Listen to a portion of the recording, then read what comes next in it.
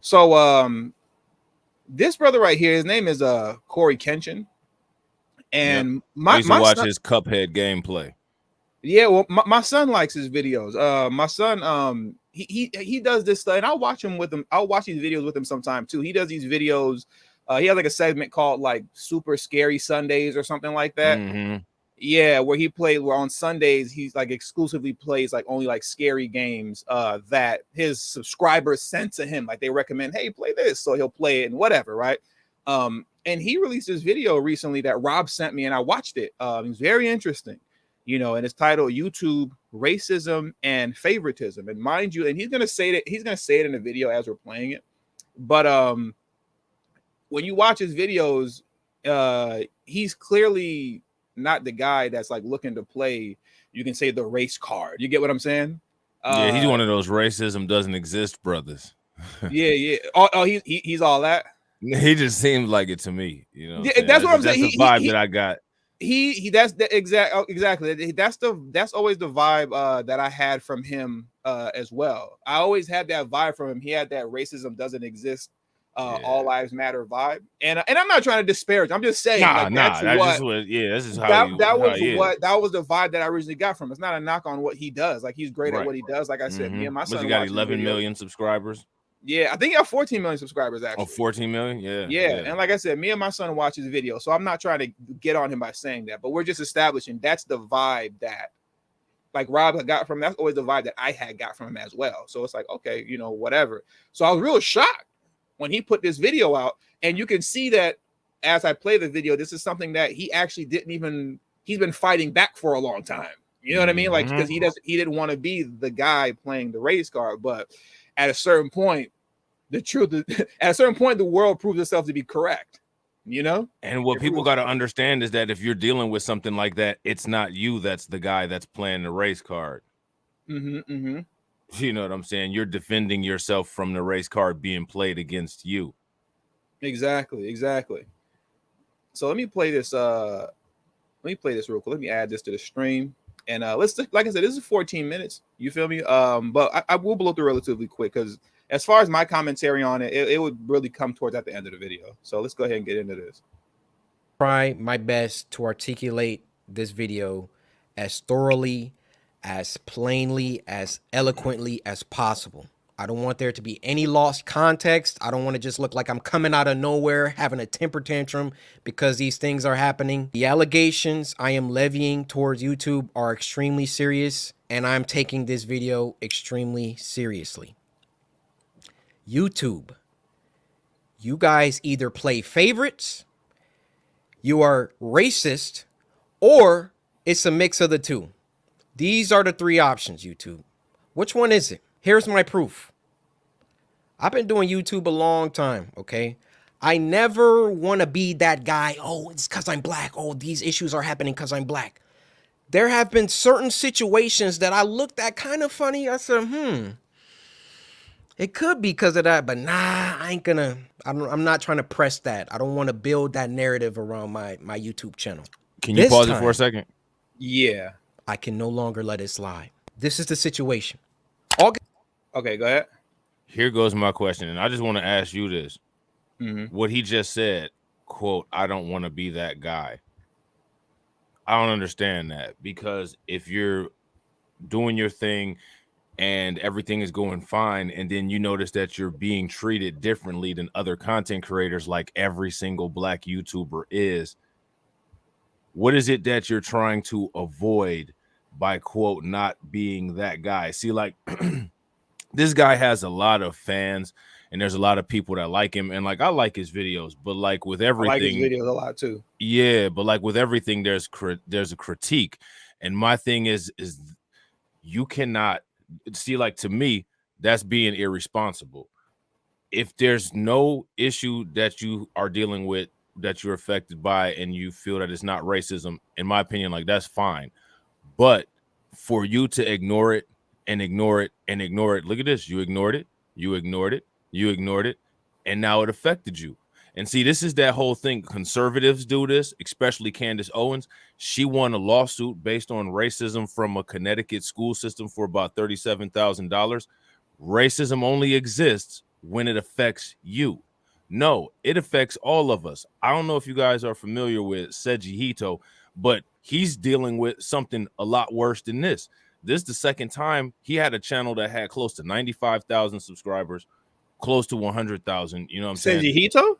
Yeah. And that, I didn't even know. Oh, hold on. I never even knew that because as far as I've known him, his channel has been small, but I thought that was just because he had just kind of got into the game. Oh, that's so that second coming. That's the second coming channel. He got a bigger channel that was demonetized for no reason, and now they just demonetized that second channel that you were aware of for no reason. Wow. But see, Seiji Hito on that second and he almost, channel, I'm sorry, and he almost had 100K subscribers on the original one. On the original one, he had sitting at like, what was he got, Torian? I think he's sitting at like 95, 96,000 subscribers. Wow. Yeah. That's crazy. So like my thing is like, okay, like I get this, I understand it, and I don't want to see this kind of stuff happen. But like when somebody that's a large content creator that has more subscribers than any of us could ever dream of having, you know what I mean? When you wait until it affects you because, quote, you don't want to be that guy. Let me tell you something, bro. You black, you're going to always be that guy. And we're going to always be that guy until people stop having a weak backbone and turning their head away from it because it's not affecting them. Facts. And you know, I want to put this out there too, because this is really real. Okay, so Unsunken One originally said, I had put it up on the screen at first. He said that you know, this brother is half stepping, trying not to lose his white fan base. And then Torian Rain Reloaded replied, or he said, he doesn't want the Amazing Lucas effect. I don't think people understand how real what Torian Rain just said is the Amazing Lucas effect, you know, because me and Rob, we actually talked about this a while ago, you know, in black YouTube spaces like the one that I operate in, you know, I mean, outside of this particular channel, we talk about a large array of things on Just Talking. And that's deliberate, it's by design, right? You know, we want to expand the conversation. But on my main YouTube channel, it's just politics surrounding black folks, right? And when me and Rob were talking once, we were discussing how in our space, it's almost kind of, I don't want to say impossible, but it's really hard for you to mess up your fan base to where we'll say black folks don't mess with you like that no more. Because you look at all the number of people, you know, in that sector that have been, quote, exposed, and I'm talking about like really, really scamming people, they never really lose their support like that. The degree to which they lose their support comes from they themselves just fumbling the bag and dropping the ball themselves by not being on top of their game. But you could do all the exposing in the world, and black folks pretty much don't care. But on the flip side, when it comes to white folks, when they don't mess with you no more, it's like they cut the spigot off. They boom, like we're done. Anthony Brian Logan found out about that Amazing Lucas effect when he said people need to, you know, just accept the fact that Trump lost. They was going in on him. He lost a bunch of subscribers too. He corrected himself real quick. He corrected. I remember that. Yeah, Amazing Lucas ain't the only one that felt that. Anthony Brian Logan felt that too. He just back comfortable. You know what I'm saying? With the as Izzy so eloquently put it yesterday, he's so comfortable with the cauliflower committee. You know what I'm saying? The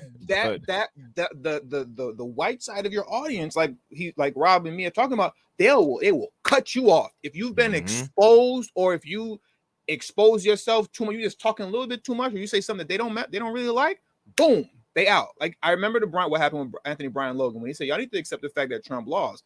Mad subscribers, unsubscribe, and like you said, he got back on a square, basically like, oh no, I'm sorry, guys. And once again, you see it with Amazing Lucas. You know, Amazing Lucas, he was on some like Officer Tatum stuff like a couple years ago. You know, and he did a little pivot, and that whole audience said there used to not be, quote, white ignorance and black ignorance. There used to only be ignorance, which was black people.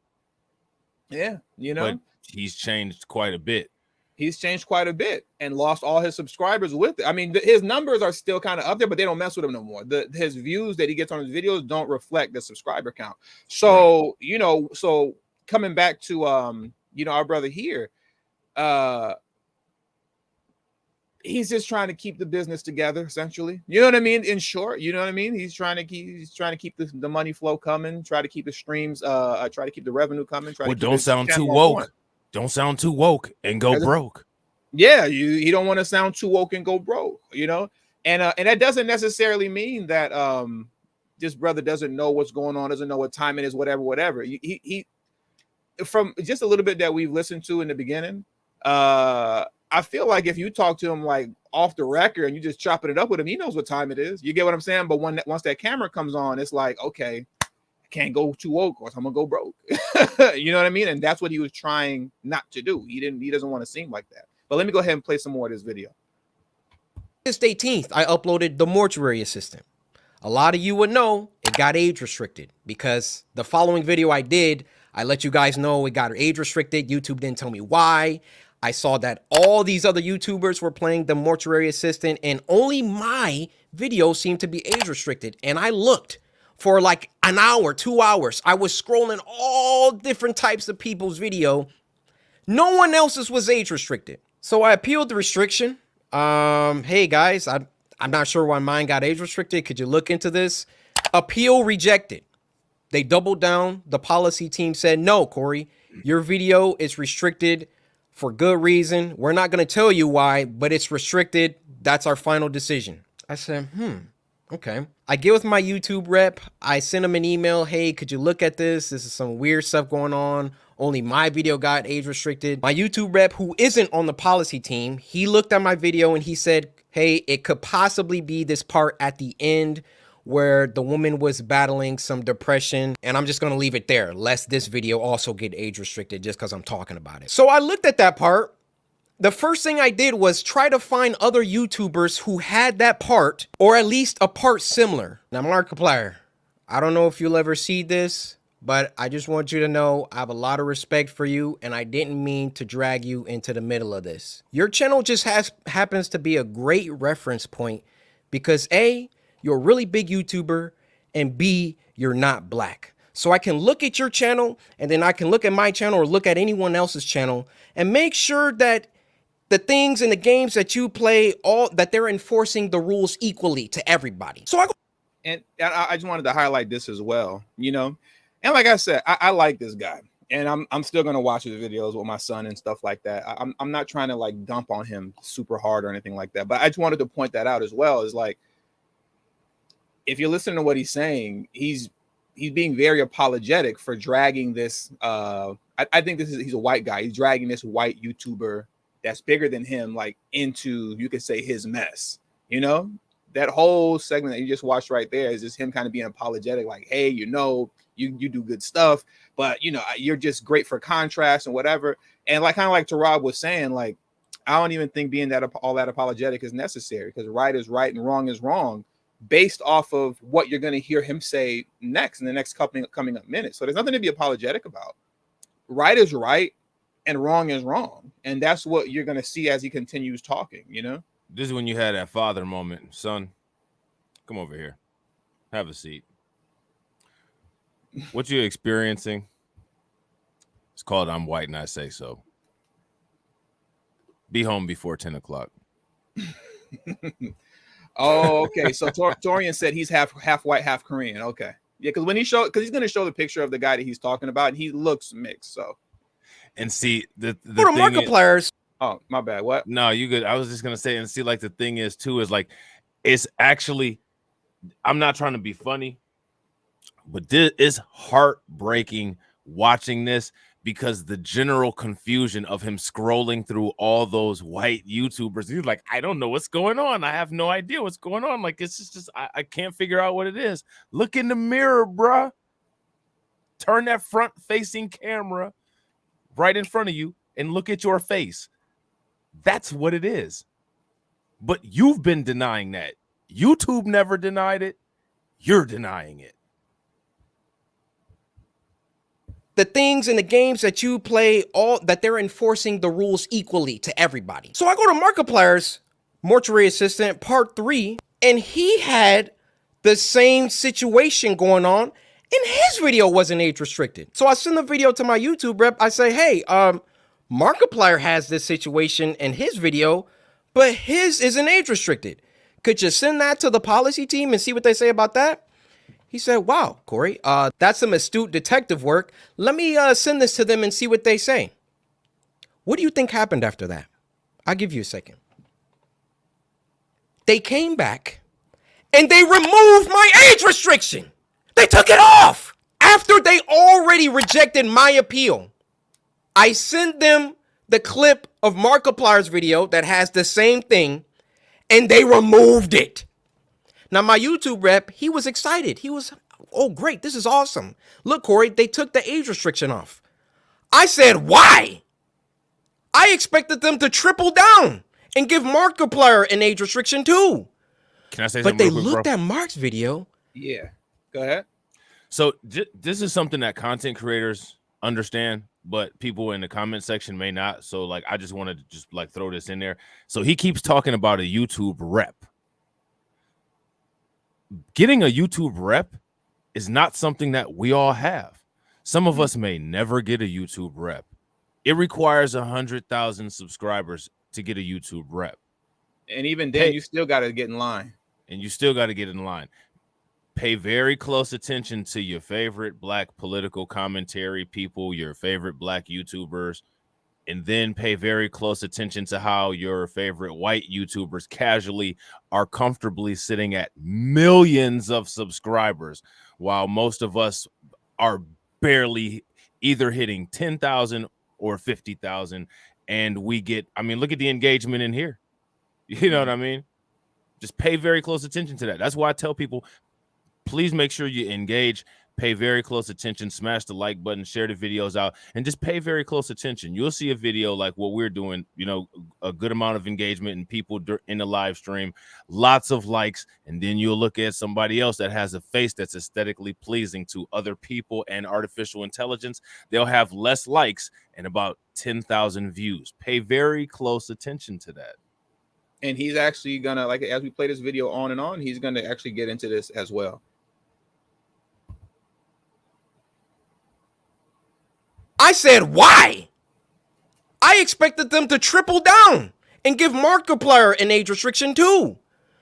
But they looked at Mark's video and they used that to verify my innocence. So I send my YouTube rep a lengthy email detailing my feelings about the entire situation, feeling like there was some favoritism at play, there was either that or some racism at play, and that I would like to sit down with the policy team and figure out why my video was flagged in the first place. Actually, number one, was it automated or was it a human that age restricted it in the first place? Number two, who was the human reviewer? Because it's a human reviewer once you submit an appeal. Who was the human reviewer that doubled down and rejected my appeal? Number three, why did it take Markiplier's clip in order for them to reverse the decision?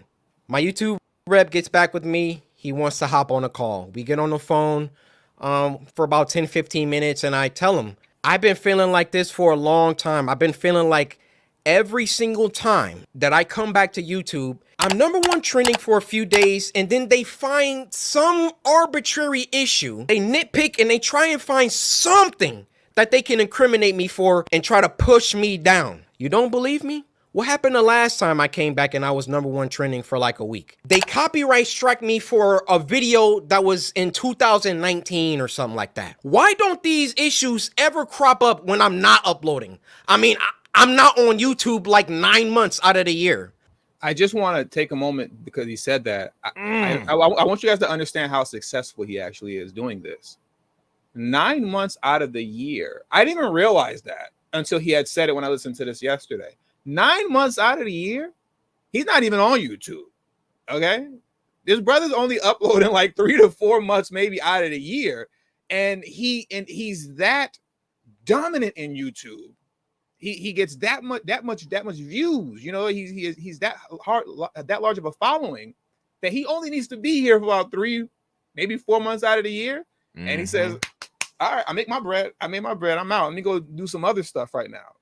That's serious success. But you see, as he's saying, every time he makes his return, and the moment he comes back, He immediately goes number one trending.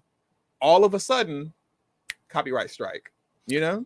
There's a lot of times when y'all don't even know I'm operating on a strike. I hit up TD and be like, man, I got struck. My very first video on YouTube got struck. You remember when that Fresh and Fit stuff was going on last year and I couldn't monetize my channel when I was getting like 14K views per video because I got struck for the very first video that I put on YouTube.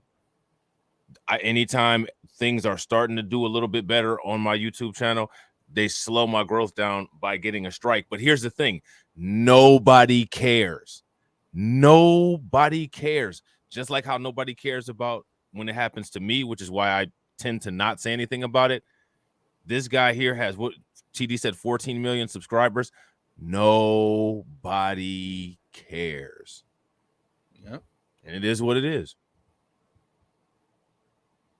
Nothing ever happens until I come back and I start uploading again and I'm getting my numbers. They're climbing. They're exploding. I'm number one trending. And then they're like, hey, we need to stop him. We need to, like, this black man, he's getting too many views. He's getting too much exposure, too much activity. Hold that thought. Let's get back to the current situation. So my YouTube rep assures me he's going to continue this dialogue with the policy team and try to get some answers to those 3 questions that I had. So another day, another 2 days go by, and what do you know? They re-age restricted the video.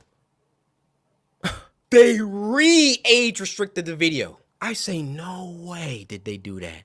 I go to Markiplier's video now, and now his video is age restricted. They got caught with their pants down.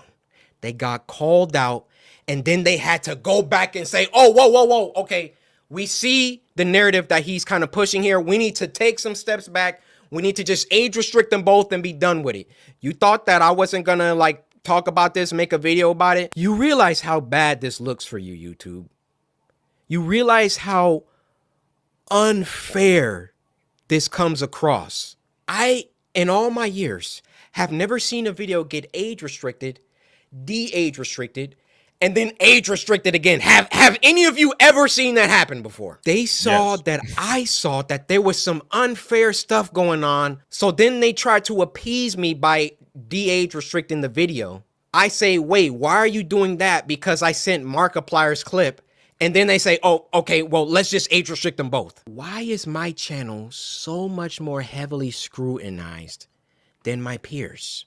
My peers, and when I say peers, I mean people around my level, around my view count, just to keep it simple. Why is my channel so much more thoroughly scrutinized? Especially so when I've been number one trending multiple days in a row, which I've done multiple times. And every single time I start to get an uptick in traction, an uptick in activity, here comes YouTube coming through. Hey, let's get him for that video from 2019. Yeah, you see this, Cory? No, this is bad. It wasn't bad the 9 months that I was off the platform. It was only bad when I got back and I was number one trending. And there's probably still 7 minutes left, but we can cap it off there for the most part. This is gonna mess around and take up almost half the show. But I want people to really focus on what he said just now, what he's been saying, right? The moment that he comes back onto YouTube, he starts uploading, he becomes number one again, right? He's number one again, trending for days and days and days. They find a reason to clip his wings. This really goes to prove something that me and Rob have talked about a lot behind the scenes, concerning Black political content creators, right? Like myself and Rob. Perfect example is somebody like a Tariq Nasheed, right? Or the Black Authority. Everybody has their opinions on them, and especially Tariq. And suspend your opinions and whatever your critiques on him is for a second. Just suspend that for a moment, right?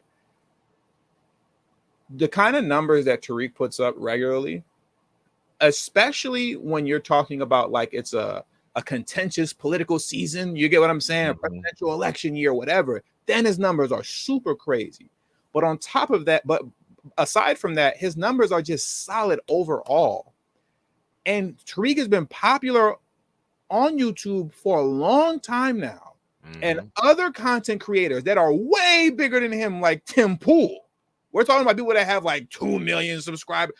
Other white content creators that are massively large know who Tariq is, and they speak on him. So my point for me bringing that up, that they speak on him, is it just goes to show his significance concerning Tariq's online presence, right? Because they don't talk about me. I'm nobody. You get what I'm saying? But they will address something that Tariq says. My point is, for as big as he is and for as popular as he's been for all this time, the fact that he hasn't reached 1 million subscribers yet makes no logical sense at all. No logical sense whatsoever. It doesn't make he should, bare minimum, he should have 500,000 subscribers right now. At the least. And he doesn't. He's not even close. I think he's barely at 200,000. I don't even think he's at, is he at 200,000? Like barely at 200,000. It's the same as Professor Black Truth. Professor Black Truth should have been over at least 250,000. He drops 15-minute videos within hours. He's at 20,000 views. Yeah, same thing with Professor Black Truth.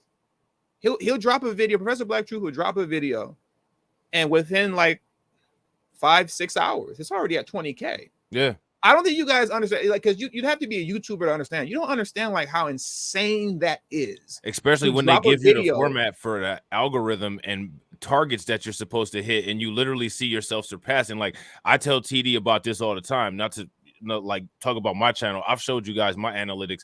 My channel is tiny, but if you compare it on a ratio, between all of my channels, I have 70 members. I have 60 members on one channel. For a small YouTube channel, that's ridiculous.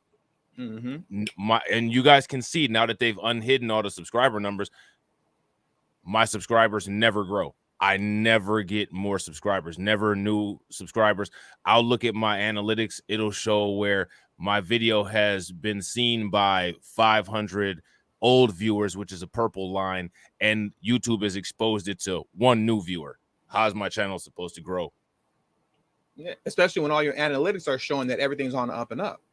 Yeah, you know, because Rob's he's talked about his analytics on his channel, and we've discussed it as well. His analytics are crazy. Rob does these he does 2-hour-long live streams, and like on average, like an hour and 10 minutes gets watched. You know, like over 50% over 2-hour-long live streams. Like, people don't understand like how ridiculous that is. Like how great Rob's numbers, his analytics actually are behind the scenes, but they're not pushing his videos out there. They don't get pushed out there. No. You know what I mean? People most tell me of my subscribers are from TD or Torian. You know what I'm saying? It's from other YouTubers, the people on YouTube like me and Torian, who have a bigger following than Rob, telling people, hey, go mess with Rob. And then he gets some subscribers. But if it's just Rob on his own, forget about it. Yep. You know, forget about it. You know, and like I said, it's happening all across the board. You know what I'm saying? And the only, especially when you're talking about black political YouTube channels, the only YouTube channels that you'll see like that that have any type of, that have over 1 million subscribers or at least 500,000 or more, they're either going to be African-centered channels, meaning like their videos are for Africans, right? That's the content is centered around Africa, right? It's either going to be that, you know, or it's going to be something like a Breakfast Club, something that's a mainstream media, vote blue no matter who channel. You get what I'm saying? Like, just black folks just vote Democrat. Like, you know, the Breakfast, there's going to be one of them. Outside of that, anything outside of that, you know, you can forget about it. Right. And it's crazy. The thing is like, and you'll hear people saying this stuff, right?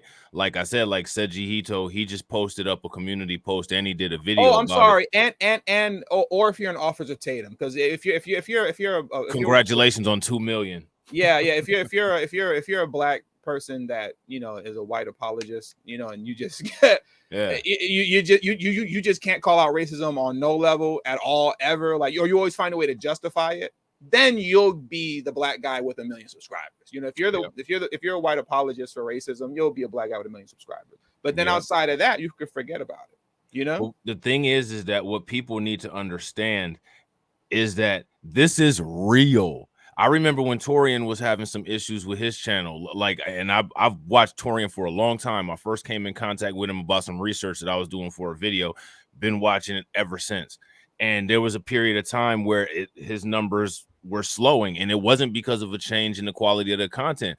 It's something that YouTube was doing. Like, as somebody that watches his channel and knows the way that his engagement is and the way that his analytics are and the amount of views, YouTube was clearly doing something. And the thing is that we talk about this kind of stuff all the time on videos, and we talk about it in other commentary, but it only gets looked at when somebody like CoryxKenshin says something about it. But the problem when CoryxKenshin says something about it is he's taking the Candace Owens approach. Racism only exists when it affects me. And God forbid, I don't want to say the R word, because the people applying and benefiting from the racism, I don't want them to jump ship, because that's controlling my paycheck. I won't have those 6 months off if I address this the way it needs to be addressed. And that's why things like this continue to happen, in addition to not utilizing other platforms that we have available to us. You know what I'm saying?